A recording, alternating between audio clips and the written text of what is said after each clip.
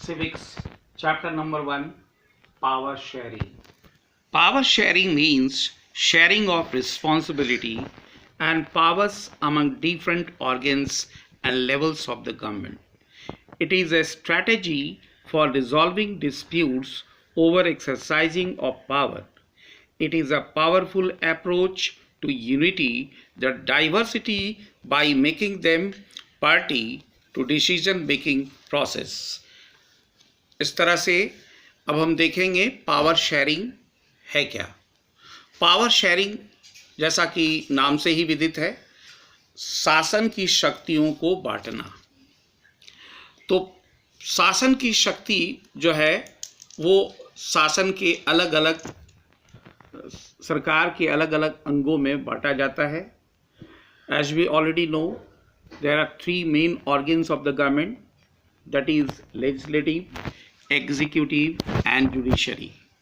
It is sharing of responsibility and powers of different organs and levels of the government. ये एक ऐसी strategy है, एक ऐसी योजना है जिससे विवादों को समाप्त किया जाता है और पावर्स को एक्सरसाइज करके समस्त लोगों में बांटा जाता है, समस्त भागों में बांटा जाता है। It is powerful approach to unity and diversity. ये एक माध्यम है जिससे हम राष्ट्रीय एकता और अखंडता को अक्षुण्ण बनाए रखते हैं और इससे हम अपने डिसीजंस मेकिंग प्रोसेस को सही ढंग से रिजॉल्व कर सकते हैं। Question arise, why power sharing is desirable? There are two reasons behind this. The first reason is prudential reason and the second reason is moral reason. Power sharing is desirable for various concrete reasons. Two sets of reasons have been listed out which favor power sharing in two different manners, like prudential reason and moral reason. First, prudential reason. According to the prudential reason, power sharing accommodates social diversity, hence helps in reducing the possibility of conflict between social groups. Power sharing in another way ensures the political stability through competition among various political parties.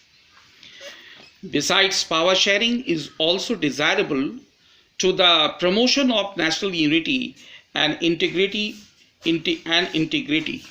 अब सवाल ये उठता है कि शासन सत्ता को क्यों बांटा जाए या बांटना क्यों जरूरी है, क्यों वांछनीय है।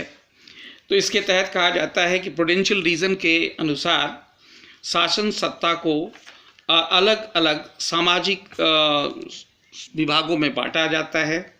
इससे किसी भी विवाद को सॉल्व करने में मदद मिलती है।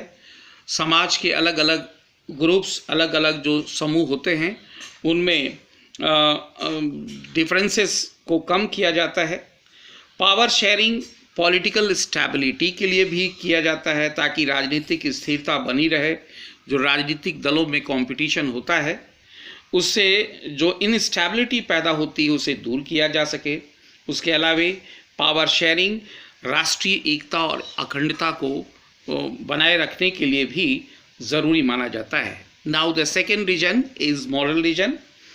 Moral reason is a very deeper reason of power sharing. According to moral reason, power sharing is desirable to produce an accountable, responsible and legitimate government. Moral reason के तहत के अनुसार पावर शेयरिंग डिज़ायरेबल इसलिए है ताकि ऐसी सरकार जिम्मेवार बना रहे, जवाबदेह बना रहे, लोगों को कल्याणकारी कार्य करते रहे और इसलिए भी ये ज़रूरी माना जाता है कि सत्ता का विभाजन हो। It implies maximum popular participation through decentralisation of power.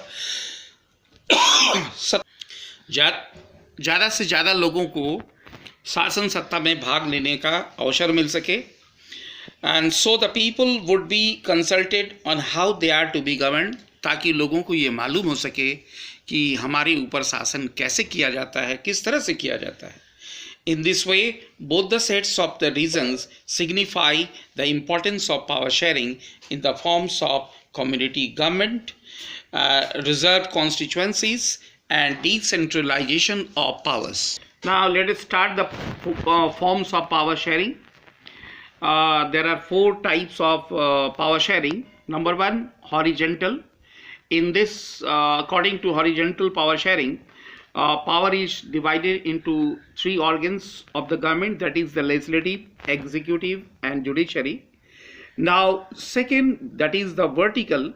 According to vertical power sharing is divided into the union government, state government, and local government. Now, number 3, in social groups, that is religious groups, genders, and linguistic groups. Now, 4th, political parties, pressure groups, and movement groups. That is the main power sharing stock. Next part, we will start from the next lesson, next classes. Okay, thank you.